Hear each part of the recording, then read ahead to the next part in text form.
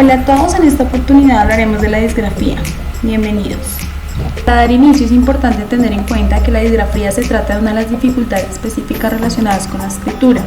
Es un retraso en el desarrollo y aprendizaje de la misma, concretamente en la recuperación de la forma de las letras y las palabras. Esta dificultad se manifiesta sobre todo en la escritura libre, el dictado y la copia. Afecta a la grafía, por lo tanto se hace patente cuando el niño realiza el trazado de los signos gráficos. Hablamos de un trastorno funcional, por lo que su causa no está en una lesión cerebral o una deficiencia intelectual. Como menciona Ahuri Guerra, será disgráfico todo niño cuya escritura sea defectuosa, si no tiene algún importante déficit neurológico o intelectual que lo justifique. Son niños intelectualmente normales que escriben muy despacio y de forma ilegible. Este trastorno empieza a manifestarse después de iniciarse el periodo de aprendizaje. Por ello, esta dificultad se hace evidente en aquellos alumnos que ya hayan superado los 7 años de edad. Ya que conocemos la conceptualización, hablaremos de los tipos de disgrafías. Hernández solo distingue dos tipos, las disgrafías adquiridas y las evolutivas. Las primeras son aquellas que afectan a personas que aprendieron a escribir adecuadamente pero han perdido parte de esta habilidad debido a un traumatismo o un accidente cerebral.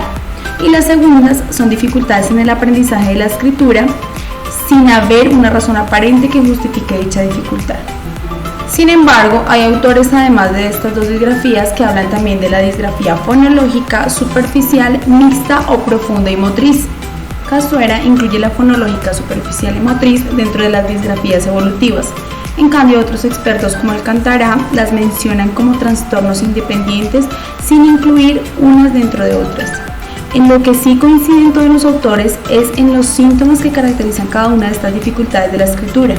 Vamos a describir cada una de ellas. Trataremos la disgrafía fonológica. Esta es una dificultad en la escritura utilizando la ruta fonológica. Es producida por una incapacidad para recuperar correctamente las formas de las palabras, motivada por retrasos en el desarrollo fonológico y fallo en el uso de las reglas de conversión fonema-grafema.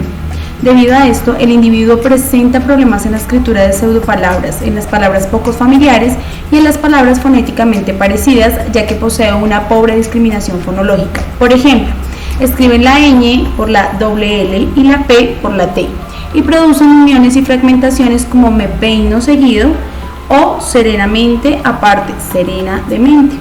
Como señala Alcántara, los problemas que puede presentar un alumno con este tipo de disgrafía son retrasos en el desarrollo fonológico, mal conocimiento, aplicación y automatización de las reglas de conversión fonema-grafema y por último, deficiencias en el ensamblaje de unos grafemas con otros en la escritura de sílabas y palabras. Tratemos ahora la disgrafía superficial. Como sigue explicando el anterior autor citado, esta es una dificultad que afecta la ruta ortográfica o visual, por lo que los individuos que la padecen se ven obligados a recurrir a la vía fonológica. Debido al fallo en dicha ruta, se dan los problemas de recuperación en la memoria, ya que no tienen grabada la forma de las palabras y por ello no la pueden recuperar posteriormente. Sobre todo, estas dificultades de recuperación se dan en palabras homófonas, es decir, aquellas que suenan igual pero se escriben de manera diferente, y las poligráficas, que son aquellas que siguen una ortografía arbitraria. Por ejemplo, dichos individuos cometen constantes errores de ortografía arbitraria, como cambiar la B por la V. Las dificultades encontradas en este tipo de disgrafías son las siguientes. Problemas de procesamiento visoespacial implicado en el almacenamiento de la forma correcta de las palabras, ineficiente automatización de los procesos de recuperación visual y deficitarios recursos de atención y memoria visual. Continuemos con la disgrafía mixta o profunda. Según dicho autor, este tipo de disgrafía se produce cuando las dificultades en la escritura afectan a los procesos implicados en ambas vías. Las alteraciones presentadas se relacionan con las operaciones implicadas en el procesamiento fonológico, las operaciones implicadas en el procesamiento visual, la automatización de los procesos de recuperación visual y fonológica y los recursos cognitivos de atención y de memoria de trabajo. Finalmente hablaremos de la disgrafía motriz. Esta se trata de una dificultad en la escritura como consecuencia de una motricidad deficiente, ligada a una inmadurez en el desarrollo de la psicomotricidad fina, como la lentitud, movimientos gráficos disociados, manejo incorrecto del lápiz y postura inadecuada al escribir. Es importante tener en cuenta una serie de condiciones y características. Por ejemplo, cuando existe demasiado acercamiento de la cabeza a la hoja, cuando hay un agarre inadecuado del lápiz, cuando hay demasiada o poca presión al escribir, Cuando hay letras muy pequeñas y temblorosas, en los trazos invertidos al realizar la escritura de las letras circulares, siguen el sentido de las agujas del reloj, cuando las letras son muy pegadas o muy separadas, cuando hay letras incompletas o letras invertidas. Además, según el primer autor citado en este apartado, es necesario centrar nuestra atención y evaluar las siguientes áreas. Una de ellas, la capacidad psicomotora general. Dentro de ellas está la lateralidad, que nos permite la evaluación de la dominancia lateral, la cual es clave, el esquema corporal, que nos determina la evaluación del grado con que el niño es capaz de interiorizar la imagen corporal, la coordinación visomotora y la organización espaciotemporal, que determina el conocimiento de las nociones espaciales básicas. Otra de ellas a tener en cuenta es la coordinación funcional de la mano. Esta nos permite identificar el control segmentario, es decir, la independencia brazo, hombro, muñeca, mano. Y aquí se le pide al niño que realice movimientos en los que necesite realizar giros independientes del brazo con respecto al antebrazo y de la mano con respecto a la muñeca. También la coordinación dinámica de las manos nos permite observar la fluidez de los movimientos de manos y dedos, actividades que exijan la independencia y coordinación de estos, como sacar los dedos del uno al otro con el puño cerrado, hacer juego de muñeca, etc. Por último, es importante tener en cuenta los hábitos neuromotrices. Dentro de ellos están aspectos motrices generales que nos permiten la evaluación del equilibrio estático y dinámico del cuerpo o la coordinación, como el adecuado control de movimientos.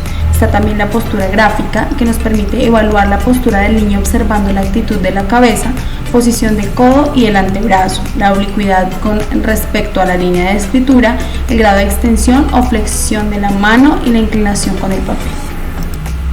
Para concluir, es importante tener en cuenta que a la hora de realizar una intervención con el alumno disgráfico hay que tener presente los objetivos que se persiguen, como son recuperar la coordinación global y manual y la adquisición del esquema corporal, estimular la coordinación visomotriz, corregir la ejecución de los movimientos que intervienen en la escritura, sean rectilíneos, ondulados, etc., mejorar la fluidez a la hora de escribir, corregir la postura del cuerpo, la mano y el brazo y cuidar, por supuesto, la posición del papel. En cuanto a la recuperación visomotriz, se recomienda efectuar con el niño actividades de perforado con punzón, recortado con tijera, rasgado con los dedos, modelado con plastilina y rellenado o coloreado de modelos. Y para el objetivo de manejar la fluidez se pueden realizar actividades de unión de letras y palabras, inclinación de letras y renglones y trabajar con cuadrículas. Lo primero que un alumno digráfico tiene que reforzar son aspectos que tienen que ver con la psicomotricidad global y fina, tales como la posición adecuada para escribir, es decir, sentarse bien, no acercar mucho la cabeza a la hoja, acercar la silla a la mesa, coger el lápiz correctamente, no poner los dedos muy separados de la punta del lápiz ni tampoco acercarlos mucho, ya que así no se ve lo que se escribe. Inclinar también ligeramente el papel. Por otra parte, como señala García, algunas actividades que se pueden llevar a cabo con el tratamiento de un niño con disgrafía son las siguientes: capacidades de inhibición y control neuromuscular a través de ejercicios de relajación y ejercicios para mejorar el tono postural. También está la estructuración espaciotemporal, que se da a través de ejercicios que impliquen conceptos como delante atrás, arriba abajo, dentro fuera, derecha izquierda, y ejercicios que impliquen la percepción temporal como antes, después, ahora, luego, presente, pasado y futuro. Está también la independencia brazo-mano, que se da a través de pedir al niño que dibuje un círculo grande en el espacio con el brazo extendido y otro pequeño con la muñeca y el brazo flexionado. Actividades que impliquen acciones de enroscar, desenroscar, enrollar, desenrollar, tapar, destapar, enhebrar, atar, abotonar y cortar. Para trabajar independencia de dedo también sirven mucho los ejercicios citados anteriormente, además de teclear. Otro de ellos es la coordinación de movimientos de los dedos, hacer bolitas de papel, moldear plastilina, actividades expresivas con los dedos, como por ejemplo una mano le cuenta un cuento a la otra por medio del movimiento de los dedos. Hay también la posibilidad de hacer movimientos de presión, trazar líneas con el lápiz, de más cargados a menos, siguiendo una música que va de una intensidad fuerte a una débil. Además de todo lo expuesto, el aprendizaje multisensorial trae muy buenos resultados en el tratamiento de las dificultades de la escritura. En primer lugar, se aconseja ofrecer al niño una enseñanza individualizada. Un buen mecanismo para que aprenda las letras es que lo haga de forma sensorial, es decir, con el tacto, dibujándolas en el brazo. Incluso trabajar con arena o con plastilina, es decir, con elementos que él pueda palpar para que de esta manera vaya interiorizando la forma de las grafías. También podemos utilizar una técnica auditiva, por ejemplo, oyendo una grabación. Asimismo, no es recomendable, al menos inicialmente, acortarle un espacio para que escriba. Ante todo, el niño tiene que aprender jugando, sin presiones y dándole tiempo que necesite, creando un ambiente tranquilo. Por su parte, el maestro debe transmitir serenidad y seguridad. El alumno en todo momento debe tener la sensación de éxito, por lo que la intervención debe comenzar con tareas muy sencillas. Con esto damos por finalizado. Muchas gracias.